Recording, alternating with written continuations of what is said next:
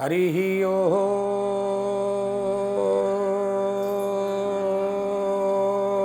श्रीमान महागणाधिपतये नमो नमः। ओं वाणी हिरण्यगर्भाय नमो नमः।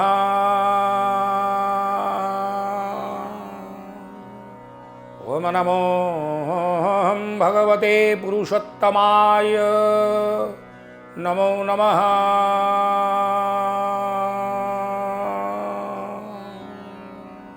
मातृपितृचरणकमलेभ्यो नमो नमः।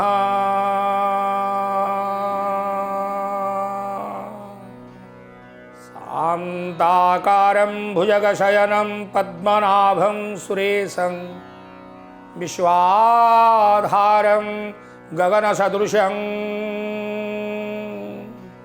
मेघवर्णं शोभांगं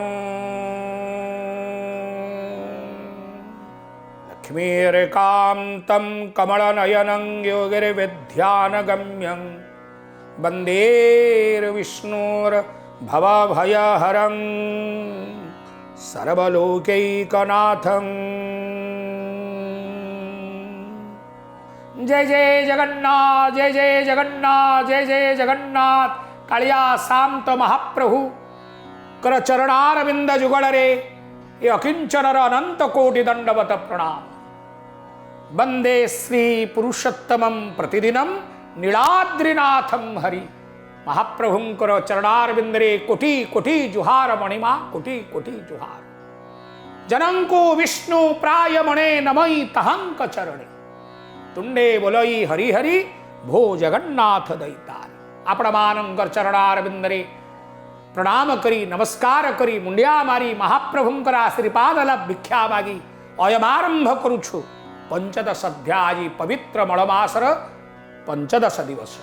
नारायण नमस्कृत्यं नरं चैवो नरोत्तमं देवी सरस्वती व्यासं तदो जयो मुदीरयते। मुखं करोति वाचालं पंगुलंघयते गिरि जत्कृपां तमहं वन्दे परमानंद माधव। लक्ष्मीरुवाच हे प्रभु करुणा सागर व्रते आसक्त जेउनर तांक पाप नाश पाई उपाय अछि किंबा नाही। मनु संशय परिहरि कहंतु मते कृपा करी। नमिषारण्यरे सुतन सनकादि ऋषिमुनिमानंकर ग्रहणरे पवित्र अधिमासर कथा प्रसंग को समग्र मानव जातिर कल्याण उद्देश्य से बुझाउछंती एवं गत अध्याय श्रवण करिथिले। गोटिए दिनर पुण्य फल मलमासर अधिमास पुरुषोत्तम मासर गोटिए व्रतर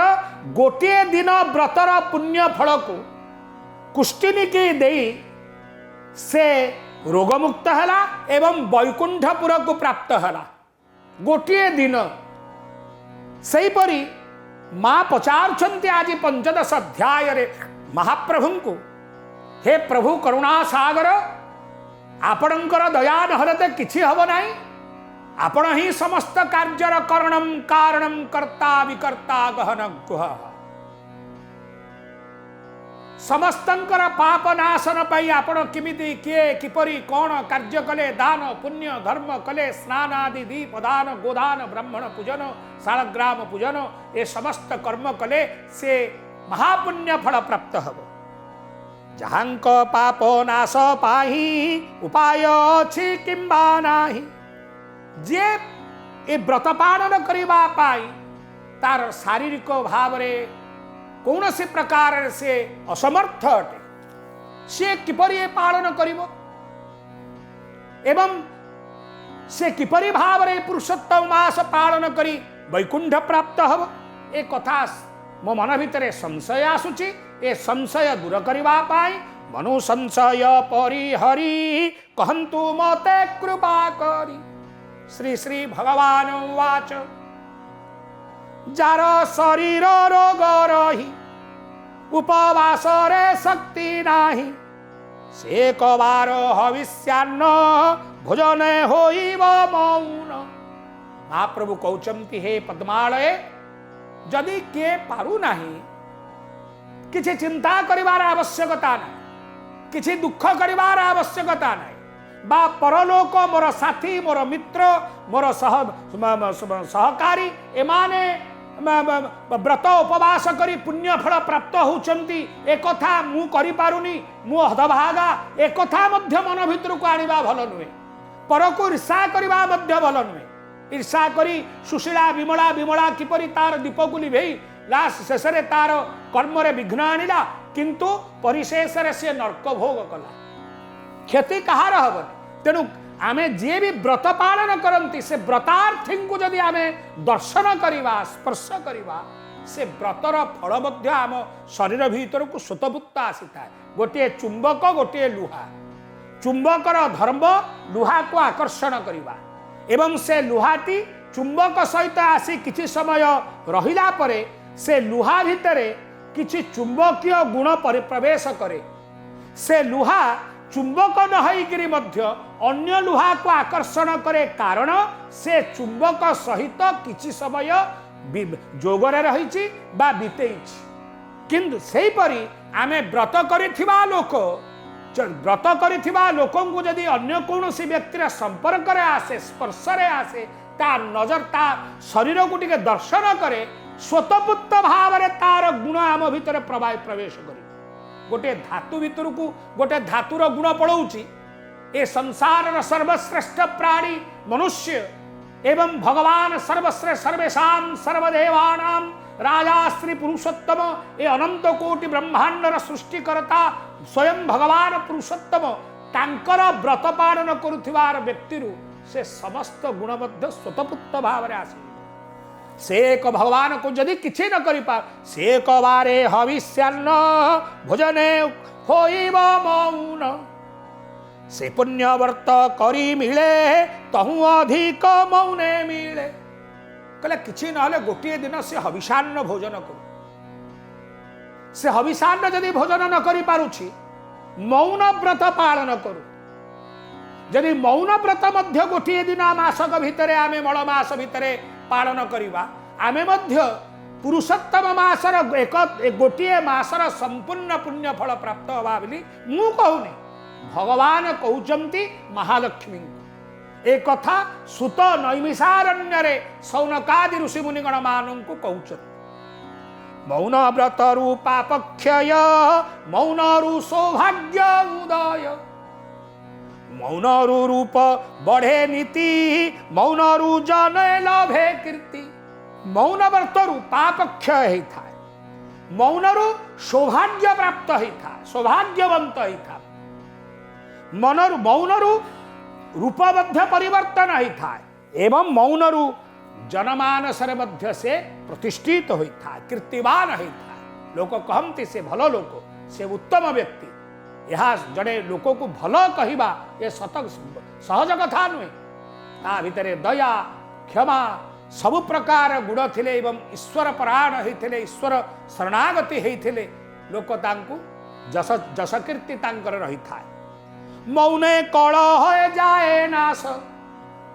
मौन रु बढ़ई आयुष। केड़े बड़ कथा महाप्रभु कहउछन। जा स्वयं पद्मनाभस्य मुख पद्मात विनिश्रुत। पद्म पुराण रे स्वयं पद्मनाभ मुखा पद्म स्वयं मुखारविंदरु से कहउचंती मौन कले कौन हुए ना कलह ना कोठी कली कजिया लागुची। यदि उत्तर को उत्तर प्रति उत्तर आमे दबा से कलिटा औरिक अधिक बढ़िबो। जदि के कली करिया को आसुची जदि आमे मौन होई जिबा से कली मध्य सेठी समाप्त होई जिवो। एवं मौनरु आयुष वृद्धि होई था। हमर आयुष मौन करिबा द्वारा गुडे बक बक बक बक 24 घंटा जदि हवा तेबे हमर आयु मध्य क्षय हो। तेणु आयुष मौनरु आयु वृद्धि मध्य होई था।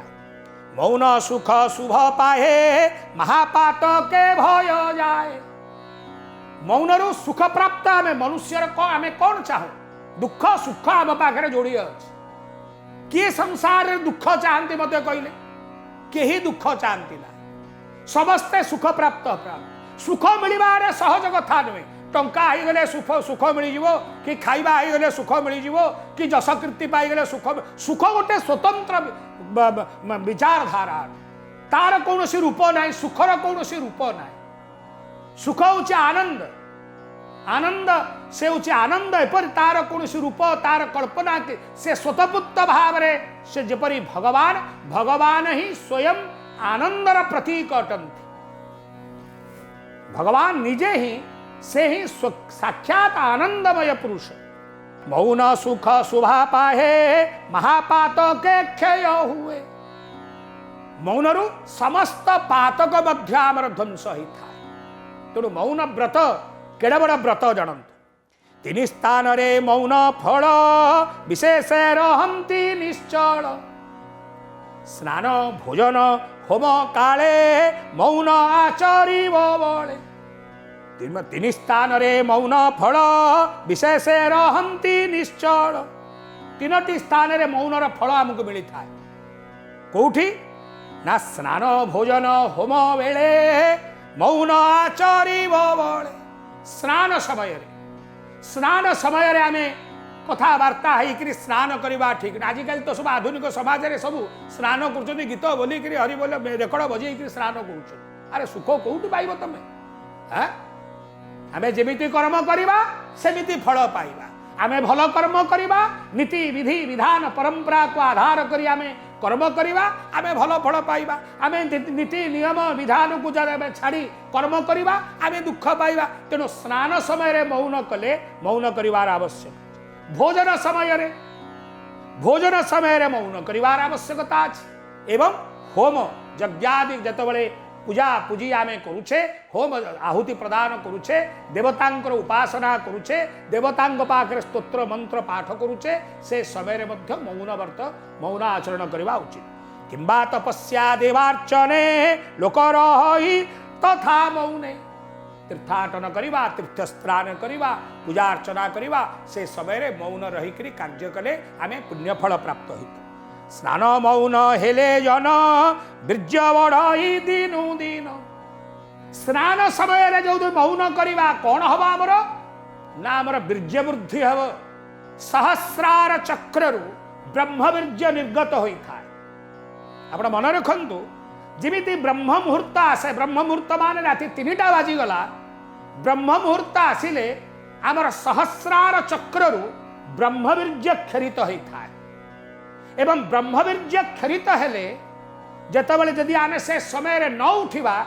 तो बीर्य स्खलन होता है एवं से समय दंतरु मध्य मुखार बिंदु दुर्गंध बाहरी था एवं से समय स्वाभाविक भाव से समय आमको परिश्रा लगे से समय आमको शौच करने को इच्छा हुए आम अलसुआ होकर शोई पड़ू तेणु स्नान समय मौन कले ब्रह्मवीर्य वृद्धि होता है जो ब्रह्मवीर्य बुद्धि हेले आमर धीशक्ति स्थिरता गंभीर्यता ये समस्त आयु जस कीर्ति बुद्धि ये समस्त लाभ होता है स्नान मौन कले जन बीर्य बढ़ई दिनु दिन होम मौन कले व्रती निश्चल लभई संपत्ति होमादि यज्ञ पूजा अर्चना कला जब आम मौन रहा आमर संपत्ति बढ़ संपत्ति माने कौन ये टंका अर्थ संचंती जेते नर केवल दुख ताहांकर आमे जहाँ को संपत्ति बोली कहूचे टंका पैसा सुना रूपा घर द्वार बाड़ी गुड़ाक अनर्थर कारण संपत्ति किए ना धनम अग्नि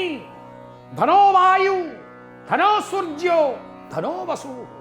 धनमिंद्रम बृहस्पति वरुणम धनमस्तु ये हूँ संपत्ति धन संपत्ति हूँ अग्नि धनम अग्नि धनो वायु धनो सूर्यो धनो वसु वायु नथिले पैसा अंटारे थिबो जदि निश्वास प्रश्वास बंद हो बंची पारिबा हे बाबू बंची पारिबा नहीं धनम अग्नि तेणु अग्नि वायु जल आकाश ए पंच तत्व आम शरीरटा गठन हो पंच तत्व शरीरटा आमर जीव सुनारू सुना मुदिटा तैयारी हुए माटीरू माटी माठियाटा तैयारी हुए ये शरीरटा दिव्य शरीर पंच तत्व भूतत्व गठन होती पंच भूतत्व ही से लीन हम भोजन मौन होइले आयुर वृद्धि भले भले भोजन समय जदि आम मौन व्रत पालन करवा आमर आयु वृद्धि हम आमर कर्म अनुसार आमर आयु वृद्धि हो वरुण तेज स्नान काले होमजे अग्निर लक्ष्मी मिले भोजन मौन आचरिले जमंक ठारू आयु मिले वरुण तेज प्रदान करंत होम अग्नि रे लक्ष्मी प्राप्त हम भोजन रे एवं जमंक ठारू आयु प्रदान मध्य मिलता लक्ष्मी उवाच ए समस्त कथा महाप्रभुंक ठारू महालक्ष्मी तांकर मनर संशय को दूर करने को प्रश्न पचारिथिले महालक्ष्मी उत्तर दौरान सुत शौनकादि ऋषिमुनिगण मानू नैमिषारण्य रे कहउचंती पुनर्बार लक्ष्मी पचारुछंती लक्ष्मी उवाच केते प्रकार केते काल कहंती से विधि सकल श्रीकृष्ण केते प्रकार केते नाना मुनीना मतयश्च भिन्ना श्रुतिश्च भिन्ना श्रुतयश्च भिन्ना नाना मुनीना मतयश्च भिन्ना नाना मुनि नाना प्रकार कथा कहिबे आज्ञा धर्मस्य तत्व निहितम गुहाया धर्मर तत्व निहित होइकरि अछि सूर्य प्रात समय रे पूर्व दिगरे उदय हेबे पश्चिम रे अस्तमान हेबे सूर्यंकर षडमास उत्तरायण हबो षडमास दक्षिणायन हबो दिन परे राति आसीबो जन्म होइछु माने मरिबु एहा होछि सत्य याकू केही व्यतिक्रम करि पारिबे नाही तेणु नाना कथा नाना मुनि कहउछन एमिति कर सेमिति कर भागवत कर दान कर पुण्य कर किंतु कोटा विधि संपन्न दुई प्रकार मौन व्रत मोर संतोष उचित भगवान कहउचंदी महालक्ष्मी को जे दुई प्रकार मौन व्रत जहा कि मते संतुष्टि करिथा एक भोजन शेष जाहे प्राण आहुति अन्य कहे प्रथम पूर्ण फल दानी तृतीय किछि फल घेनी अधिमासर मौन व्रत जेजन करई नियत समस्त कामना लभई महापातक विनाशई पुरुषोत्तम मासरे महाप्रभु कहउचंती मासरे जे जहा कामना कहार नाही कामना कहार संसार नाही समस्तंकर कामना अछि कामना विधि ये जो दुखर कामना को आमे डाकी आनुचे टंका सुना रूपा धन एडा सब अर्थ संचंती जेते नर केवल दुख ताहांकर एगुड़ी को आमे डाकुचे दुख को निमंत्रण करूचे भाई आस आस मो घर को सुख को निमंत्रण करूने पूर्वरे महर्षि नारद दासीर पुत्र विशारद ए मौने प्रभाव ज्ञान लभिले से दिव्य आसन महाप्रभु कहउचंती तमे नारद महर्षि कथा जानिछ से किपरि त्रिकालदर्शी हेले से किपरि ज्ञान हेले ना से सदा मौन व्रत पालन करुथिले पूर्वरे महर्षि नारद मौन व्रत पालन करी से मौनर प्रभाव त्रिकाल तत्व ज्ञान प्राप्त हेले मननाशक एही मासे त्रिदिन थिले उपवासे से जोगु कुरुक्षेत्रे जन्म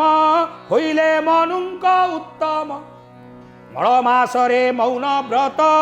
करिले यज्ञ फल प्राप्त मल मासरे यदि मौन व्रत आमे पालन करिवा